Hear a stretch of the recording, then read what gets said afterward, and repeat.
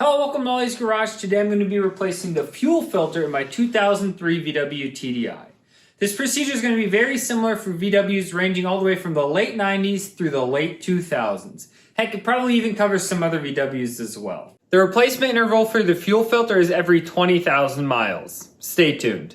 For this repair, you'll obviously need a fuel filter. Make sure that it comes with these two replacement O-rings right here. These usually just come with the fuel filter. You're also going to need some silicone spray, a Phillips head screwdriver, and then if you just have a set of pliers, that works. But if you have a set of hose clamp pliers like this, I just purchased these fancy ones, then these are going to come in very handy for the repair. As always, I will have part numbers and links in the description below. I'm going to start by removing these hoses right here and these hose clamps. So first I would spray them with some silicone. This really protects these hoses so they don't get all torn up. Grab some hose clamp pliers.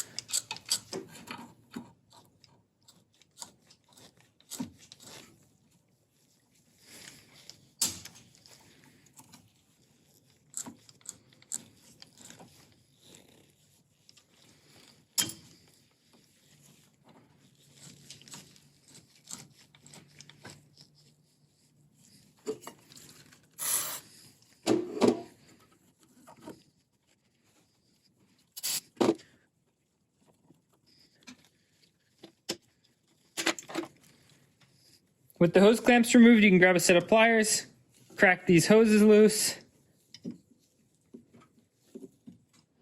Just be careful, you don't want to tear them up. There we go.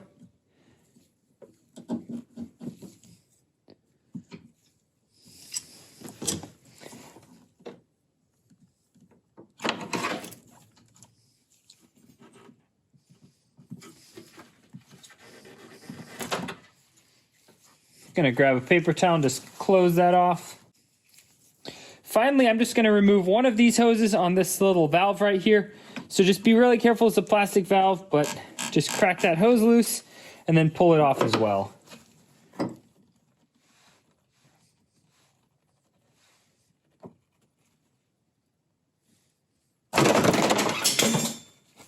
Whoops. Now we can just set these diesel lines aside. Remove this little Mickey Mouse clip right here. And now carefully pull up on this little valve, just like that. And now with the filter completely freed, we can remove this Phillips head right here.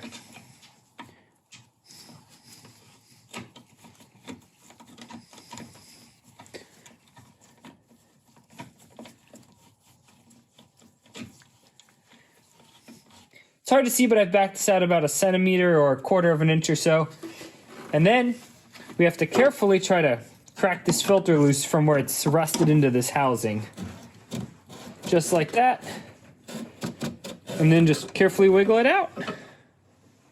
I'm going to replace these two gaskets right here.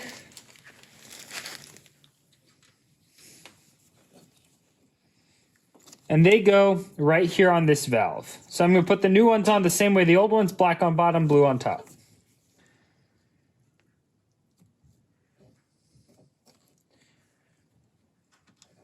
When you use a pick to remove these, be very careful that you don't gouge any of the plastic.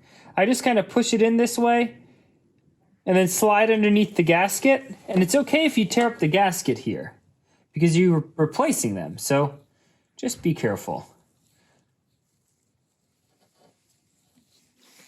I'm going to make it a little easier on myself. I'm going to remove this hose clamp.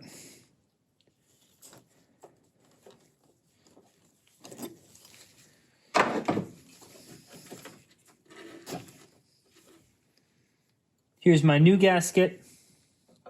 Just slide it on.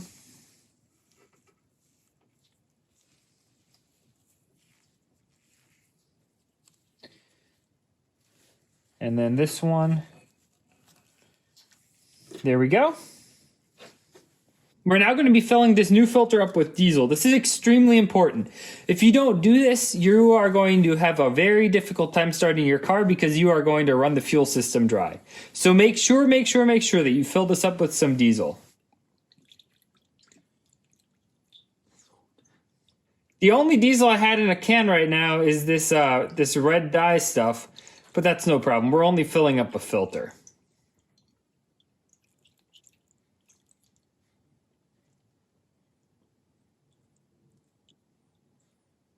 Yeah. I think it's definitely full now. Before we install the filter, I always like to grease this inside holder right here. This is so that the filter doesn't rust inside the holder. Sometimes they get a little crusty. Use the extra grease to grease the little threads on this screw. Here on the filter, this is the in arrow, which will go to this hose, and then this little thermo valve will go into right here. Slide the filter on in.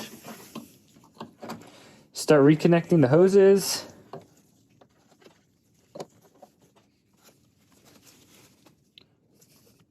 This is the important hose not to get any dirt into. Then pushing on top of this plastic valve. Push it in until it seats nicely. Grab this Mickey Mouse clamp. Slide it around. And this is how it needs to look. This Mickey Mouse clamp right here needs to be on top of this plastic, just like that. Otherwise, if you don't have this plastic valve pushed in enough, then you won't be able to get this Mickey Mouse clamp on. I'm going to reach in between my hoses here and tighten down this hold down clamp. This just squeezes the filter by pulling down on this metal piece, so you don't need to make it too tight. Just make it nice and snug. We just don't want the filter to move and bounce around while we're driving. Oh yeah, that's perfect. Finally, I'm going to grab some silicone again. Give it a little spray. And then put these hose clamps back.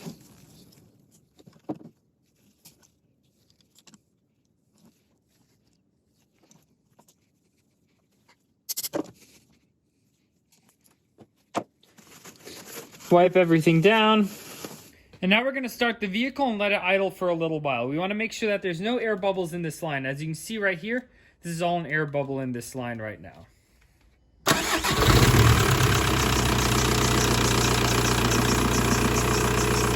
can see there's the diesel going in here right now. Since it's red, it was really easy to see. My car is making a squeaking noise, and I have to replace the serpentine belt to fix that, which I'll make a video on all of that later. I've now let it run for a few minutes. As you can see, this line is still very full of diesel, so that's good. Now we can turn off the car.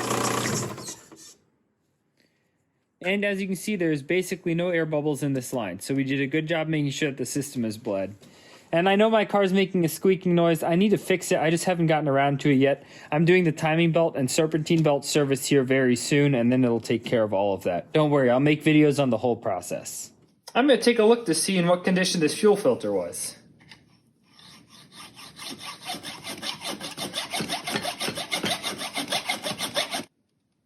I need a new hacksaw.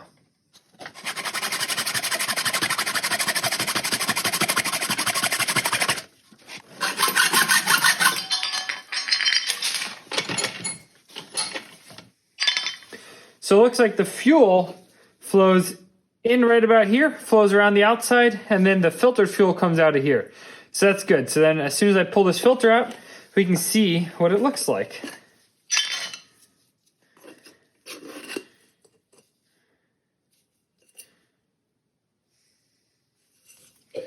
Oh, this thing's still super clean. Well, that's good to know. Good to know that I don't have a bunch of junk in my fuel tank. This is obviously just metal shavings from when I just cut this filter open. A little bit of dirt and stuff up here, but generally it's in really good shape. Sweet. And to wrap up the maintenance, I always record it in this little book right here that I record all services when I get gas in. And finally, I also record it in the front here. So I have this next service and this maintenance intervals thing right here. So I recorded here that I need to replace the fuel filter again 20,000 miles, and that I also need to replace the air filter again in 40,000 miles. This sheet makes it really easy to quickly references what services are due next when I'm looking through this book. Thanks for watching another episode of Ollie's Garage. Please like, subscribe, and comment for more.